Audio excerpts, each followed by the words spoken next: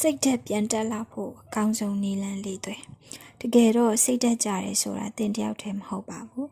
ကျွန်တော်တို့လူသားအလုံးစိတ်သက်ကြတတ်ပါတယ်ကျွန်တော်လည်းစိတ်သက်ကြတတ်ပါတယ်ဒါကြောင့်သင်မှာစိတ်သက်ကြဖို့ရရှိပါတယ်အားငယ်စရာမလိုပါဘူးပတ်စံမရှိလို့ချစ်သူနဲ့အဆင်မပြေလို့မိသားစုနဲ့အဆင်မပြေလို့အလုံးမှာအဆင်မပြေလို့စောင့်မေးပွဲကြလို့ရုံးမလှလို့စသဖြင့်အမျိုးမျိုးစိတ်ကိုကြနေတတ်ကြပါတယ်စိတ်တက်ကြတာစင်းရဲချမ်းသာမရွေးပါဘူးပတ်စံချမ်းသာတဲ့သူတွေတော့စိတ်ချမ်းသာမယ်လို့သင်ထင်မှာပေါ့တကယ်တော့သင်ထင်တယ်လို့မဟုတ်ပါဘူးဥပမာသင်ကတိတ်မချမ်းသာသေးတဲ့တာမန်ရုံးဝန်ထမ်းတစ်ယောက်ဖြစ်ပြီးသင်မှာအရင်ကြိုက်တဲ့ iPhone လေးတစ်လုံးရှိတယ်ဆိုပါစို့အဲ့ဒီ iPhone လေးတစ်စီးပေါ်မှာမိကျန်ခဲ့တယ်ဆိုရင်သင်ဘယ်လိုခံစားရမလဲခဏလောက်တွေးကြည့်လိုက်ပါ9သိန်း10သိန်းလောက်တန်မှုရှိတဲ့ပစ္စည်းတစ်ခုအတွက်တောင်အဲ့လောက်စိတ်သောကတွေရောက်ပြီးစိုးရိမ်ပူပန်တက်နေရင်တိမ်မောင်များစွာချမ်းသာတဲ့သူတွေရောဘလို့စိတ်ထဲမှာဖြစ်နေမလဲဖြစ်နေမယ်ထင်လဲသူတို့တွေကဒီလောက်ချမ်းသာရင်တော်ပါပြီဆိုပြီးရက်သွားတဲ့သူမရှိပါဘူးဒီထက်ပိုချမ်းသာဖို့ကြိုးစားနေတဲ့သူတွေကြီးပါပဲသူတို့မှာချမ်းသာမှုတွေကိုမပြောက်ပြတ်အောင်အမြဲထိမ့်သိမ့်နေရပါတယ်တကယ်တော့အောင်မြင်မှုဆိုတာပျော်ရွှင်မှုပါလူတွေကပျော်ရွှင်မှုရဖို့ပတ်စံကအဓိကကြတယ်လို့သတ်မှတ်လိုက်ပါတယ်အဲ့ဒီတော့ပတ်စံညီမျှခြင်းပျော်ရွှင်မှုဆိုတဲ့ညီမျှခြင်းနဲ့သူတို့ဘဝကိုပေါင်ခတ်လိုက်တယ်သူတို့အဲ့ဒီပေါင်ထဲမှာနေထိုင်ကြတယ်ဒါပေမဲ့သူတို့ပျော်ရွှင်ခြင်းအစစ်အမှန်ကိုမရရှိကြဘူးသူတို့ဘဝတွေကိုလောဘတွေနဲ့အနားတက်လိုက်တယ်သူတို့ရဲ့ညီမျှခြင်းကလောဘပတ်စံပျော်ရွှင်မှုဖြစ်လာတယ်ကြာလာတော့ညီမျှခြင်းရဲ့တစ်ဖက်ခြမ်းကပျော်ရွှင်မှုသူတို့စီမှာမရှိတော့ဘူးသူတို့စီမှာကြံခဲ့တာကလောဘအပေါင်းပတ်စံဖြစ်သွားတယ်သူတို့ရဲ့ဘဝတွေကဘာနဲ့တူလဲဆိုတော့ကြောက်တုံကြီးကြီးတုံကိုအယမ်းမတ်တဲ့တောင်ကုန်းမော်ကိုတွန်းတင်နေရတယ်လို့ပဲသူတို့တက်တာမြင်လာလေးလေးအဲ့ဒီကြောက်တုံကြီးကိုနောက်ပြန်မကြအောင်အားပို့ဆိုင်ရလေးလေးပါပဲတချို့ကလည်းအဲ့ဒီကြောက်တုံကြီးတွန်းနေတော့အယမ်းလှတဲ့ကျဲလေးတွေရဲ့ပုံဝင်ခြင်းကငှက်ကလေးတွေရဲ့တေးဆိုတန်တွေကိုမခန်းစားမိလိုက်ကြဘူးတချို့ကလည်းမနိုင်တဲ့ကြောက်တုံကြီးမို့လို့ဒလေးကောက်ပြီးပြုတ်ကြကြတယ်တချို့ကလည်းချွေးတန်တရေရဲနဲ့တချို့ကတော့ထိတ်ဆုံးရောက်သွားကြတယ်ဒါပေမဲ့နောက်ထပ်တက်ရမယ့်တောင်းတွေအများကြီးရှိမှအပေါ်ဆုံးရောက်မှတည်ခွင့်ရလိုက်တယ်ပတ်စံနဲ့သတ်မှတ်ထားတဲ့အောင်မြင်မှုနောက်ကိုလိုက်ရင်ဘဝမှာအရေးကြီးဆုံးအရာအလုံးကိုဆုံးရှုံးလိုက်ရတယ်ပတ်စံကအရေးမကြီးဘူးလားလို့မေးရင်တော့အရေးကြီးပါတယ်ဒါပေမဲ့ပျော်ရွှင်မှုကိုပေးစွမ်းနိုင်တဲ့တစ်ခုတည်းသောအကြောင်းရင်းတော့မဟုတ်ပါဘူးသူကအစိတ်ပိုင်းတစ်ခုထပ်မပိုပါဘူးသတ်မှတ်တဲ့သူအပေါ်မှာတော့အမှုတည်တာပေါ့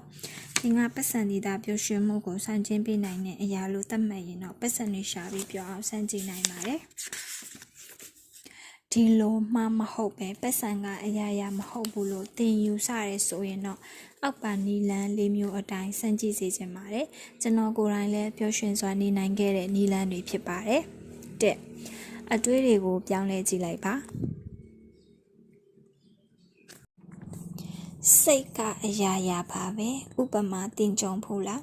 တင်မှန်တဲ့ကြည့်လိုက်တော့တစ်ခါတလေမှချောနေတတ်ပါတယ်ထိုအချိန်မျိုးဆိုကိုအာရနေတတ်ပါတယ်လူရှိသူရှိကိုထွက်တော့လဲယုံကြည်မှုအပြည့်နဲ့ထွက်နိုင်ပါတယ်ထိုနည်းမျိုးဆိုဘာပဲလောလောအောင်မြင်တာများပါတယ်ဒါပေမဲ့ကျွန်တော်တို့တွေကမှန်ကြည့်ပြီးကိုယ့်အပြစ်ကိုအရှာကြဆုံးလူသားမျိုးနယ်တွေလေနှာခေါင်းမလှဘူးနှရွက်ကားတယ်မျက်လုံးကဆွေးတယ်ကိုကဲ့ရဲ့ပြီးစိတ်ဓာတ်ကိုအောက်ဆုံးထိဆွဲချလိုက်ကြပါတယ်ထိုနည်းမျိုးဆိုရင်တော့စိတ်ဓာတ်တွေကျနေတတ်ပါတယ်ကိုယုံကြည်မှုကကျသွားတယ်အကျိုးဆက်အနေနဲ့တစ်နေ့လုံးကိုဘာလို့အဆင်မပြေတော့ဘူးဒီအခြေအနေကိုပြန်သုံးသပ်ကြည့်ရအောင်တင်းရုပ်ကဒီရုပ်ပါပဲပြောင်းသွားတာကတင့်စိတ်ပါတင့်စိတ်ကတင့်ကိုအကျဉ်းချလိုက်တယ်တင်ကလည်းအကျဉ်းချခံရအောင်ကိုမရမကလိုက်ပြီးတွေးတယ်စိတ်ကအရာရာပါပဲ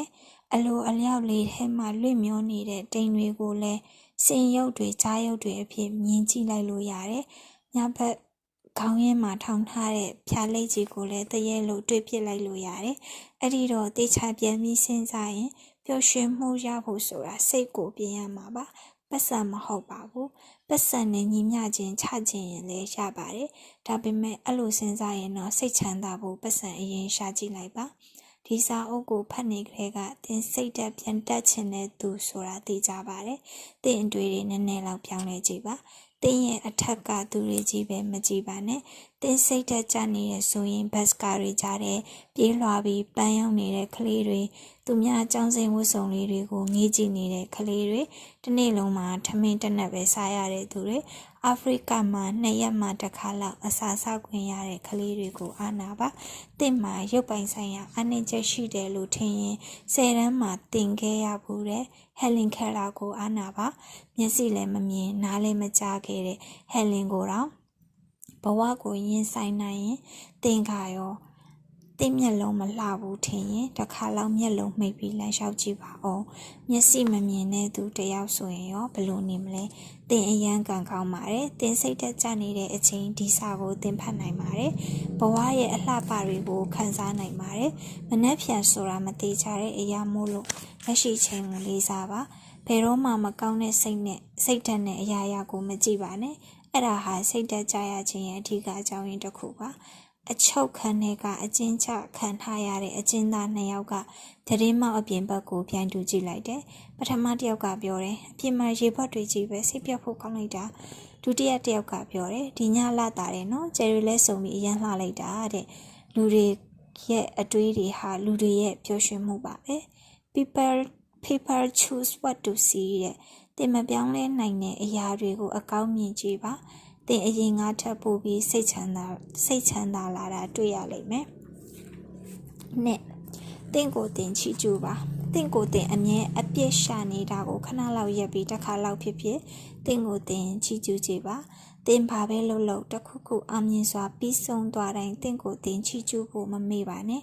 လူတိုင်းမှာပင်ကိုရေးချင်းရှိပါတယ်တင့်မှာလည်းရှိပါတယ်တင်မှာချီကျူးစရာတစ်ခုမှမရှိဘူးလို့တင်ထင်လို့လားချီကျူးစရာတစ်ခုခုရအောင်ဖန်တီးပါဥပမာစိတ်သဘောထားကောင်းအောင်နေကြည့်ပါဒါဟာအတော်လေးကိုချီကျူးစရာကောင်းတဲ့အရာပါဒါမှမဟုတ်ကိုနှိမ့်ချပြီးနေကြည့်ပါဒါဟာလည်းလူတိုင်းမလုံနိုင်တဲ့အရေးအသွေးပါဒါမှမဟုတ်အချိန်လေးစားတဲ့သူတယောက်ဖြစ်အောင်နေကြည့်ပါဒါကလည်းတော်တော်ကိုချီကျူးစရာကောင်းတဲ့အချက်ပါအဲ့ဒါတွေလုပ်ဖို့ပတ်စံတစ်ပြားမှမလိုပါဘူးတင်လုပ်ချင်ဖို့ပဲလိုတာနောက်တစ်ချက်အရေးကြီးတာကသူများကိုလည်းချီကျူးပါရိုးရိုးသားသားချီကျူးတာကချီကျူးခံရသူကိုလည်းစိတ်ချမ်းသာစေပါတယ်။တော့ဘောင်ထဲမှာမနေပါနဲ့တင့်ကိုတင်ပေါင်ခတ်ထားတာအရန်ဆိုပါတယ်။တခုခုကိုမလုံနိုင်ဘူးအခက်ခဲတစ်ခုကိုမဖြတ်ကျော်နိုင်ဘူးစသဖြင့်တွေးရတာအရန်လွယ်ပါတယ်။ဒါပေမဲ့အဲ့လိုတွေးတာဟာဘာမှကိုအသုံးဝင်ပါဘူး။တင့်ရဲ့ comfort zone တွေကထွက်ကြည့်ပါ။ဥပမာတင်ကအင်္ဂလိပ်စာသင်တန်းတစ်ခုမှာအမြဲတမ်းရှေ့ထွက်ပြီးမပြောရဘူးဆိုပါစို့တစ်ခါလောက်ထွက်ပြောပြအောင်ထွက်ပြောပါအဲ့ဒါလိုများလုပ်ပြီးမှတင့်ကိုတင်ယုံကြည်မှုတက်လာမှာပါအကျိုးဆက်အနေနဲ့တင့်ကိုတင်ချီကျူးဖို့အရာတွေတိုးလာမှာပါတင့်ကိုတင်လက်ခံမှာဒီအချက်ကအရန်ကိုအရေးကြီးပါတယ်အသားမဲ့သည်ဖြစ်စေဆင်းရဲသည်ဖြစ်စေဝသည်ဖြစ်စေပိန်သည်ဖြစ်စေတင့်ကိုတင်လက်မှတ်ခံသေးတဲ့၍ဖုံးကွယ်ဖို့ကြိုးစားနေတဲ့၍တင်မလုံးကြုံမှုတွေနဲ့စိတ်ဆင်းရဲနေရအောင်မှာပါပဲလောကကြီးနဲ့အသားချဖို့ဆိုတာအရင်ဆုံးကိုလက်ခံရပါတယ်တင့်ကိုတင်လက်ခံသွားရင်တင့်ရဲ့ရုပ်ရည်ဟာတိတိတတ်တာကိုပြောင်းလဲသွားပါလိမ့်မယ်ယုံကြည်မှုအပြည့်နဲ့အရန်ကိုကြည်လို့ကောင်းနေပါလိမ့်မယ်အမေရိကန်လူမဲရပါတွေကိုတွေ့ဖို့မှာပေါ့အသားမဲမဲနဲ့ရုပ်ချောလို့လားမချောပါဘူးဒါပေမဲ့ယုံကြည်မှုအပြည့်နဲ့ကြည်ကောင်းပါတယ်တင့်ကိုတင်ယုံကြည်မှုဟာ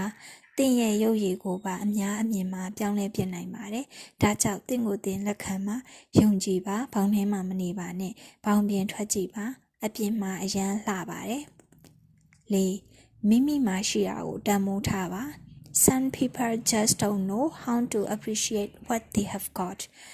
အချို့လူတွေကသူတို့မှရှိတာကိုတန်ဖိုးမထားတတ်ကြပါဘူး iPhone လေးလိုချင်တာပဲသိတယ်ပထမဆုံးဖုန်းလေးမကင်နိုင်တော့ငါခန်းစားချက်ကိုမမှတ်မိကြပါဘူးမိမိအိမ်ရဲ့လုံခြုံအေးချမ်းမှုကိုခရီးထွက်နေတုန်းဒုက္ခရောက်တဲ့အချိန်မှာတန်တတ်ကြပါတယ်အိမ်မှာနေတုန်းကတော့အဲခွန်မရှိလို့အိမ်ကအထက်မြင်လို့စသဖြင့်စင်ကြီးအမျိုးမျိုးပေးတတ်ကြပါတယ်ကျမ်းမာခြင်းရဲ့အကျိုးကျေးဇူးကိုနေမကောင်းမှသတိရကြပါတယ်မအီမသားနဲ့နေထိုင်မကောင်းတဲ့အချိန်မှာနေထိုင်ကောင်းတော့ကဘယ်လိုဆိုတာကိုသတိရပါတယ်ပုံမှန်အတိုင်းနေကောင်းနေတဲ့အချိန်မှာတော့ကျမကြီးရဲ့တန်မိုးကိုမသိတတ်ကြပါဘူး။ဒါကြောင့်မိမိမှာရှိတာလေးတွေကိုတန်မိုးထားကြပါ။